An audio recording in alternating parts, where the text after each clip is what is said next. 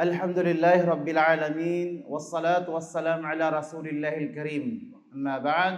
Assalamualaikum warahmatullahi wabarakatuh. Una sa lahat, mga kapatid sa Islam, magpapasalamat tayo sa Allah Subhanahu wa Ta'ala sa lahat ng mga biyaya na ipinagkaloob sa atin. Binanggit ng Propeta sallallahu alaihi wasallam sa kanyang hadith, qala an-nabi sallallahu alaihi wasallam, ahabbul a'mal ilallah adwamuha wa in kalla. Okay. Sinabi ng Propeta sallallahu alaihi wasallam, ang pinakamamahal na gawain kay Allah, ibig sabihin yung ibadah, yung ginagawa natin. Binanggit sa hadis na ito, hindi yung binanggit dito yung hadis na kung sino, kung saan, kung gaano kalaki ang nagawa nating ibadah. Gaano kadami. Bagkos ang binanggit ng Propeta sallallahu alaihi wasallam, adwamuha wa in qalla. Yung gawaing kaunti, gawaing palagi, kahit na ito ay kaunti lamang. Ibig sabihin, yung gawain mo, ginagawa mong palagi, yun ang pinakamamahal na gawain kay Allah. Kahit sa tingin mo na ibadah na maliit yan, pero palagi mo siyang ginagawa, yan ang mas mainam na kagusto ng Allah Subhanahu wa Ta'ala sa atin. Hindi yung kung saan gagawa ka ng malaking ibadah, pero once in a 1 year lang. Pero itong ibadah ito maliit lang.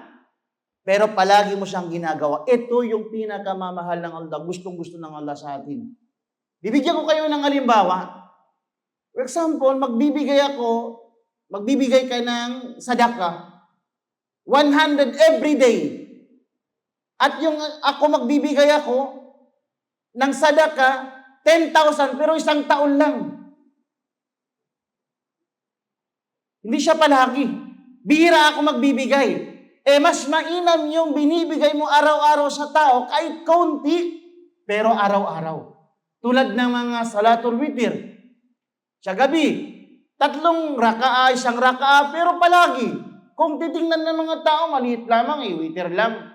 Pero mas mainam yun sa paningin ng Allah Subhanahu wa Ta'ala. Tulad din ng mga sunanul rawatib. Yung ginagawa nating sunna, yung qabliyatan, yung ba'diyatan. Ginagawa na, sa tingin natin, maliit lang. Pero ito yung gusto ng Allah sa atin. Kahit maliit, palagi natin ginagawa. Kaysa naman magtahajud ka, pero 1 beses lang sa 1 taon. So ito yung punto ng hadis ng Propeta sallallahu alaihi wasallam. Dahil ang gawaing panatag, gawaing palagi, ito yung simbolo ng puso mo na tapat ka sa Allah Subhanahu wa Ta'ala. At gustong-gusto mong mag-ibada sa Allah Subhanahu wa Ta'ala. Naway inshallah, bigyan tayo ng Allah Subhanahu wa Ta'ala ng tawfiq at magawa natin ng ibadah kahit maliit lamang, basta palagi inshallah. Maintain, biidhnillah. Assalamualaikum warahmatullahi wabarakatuh.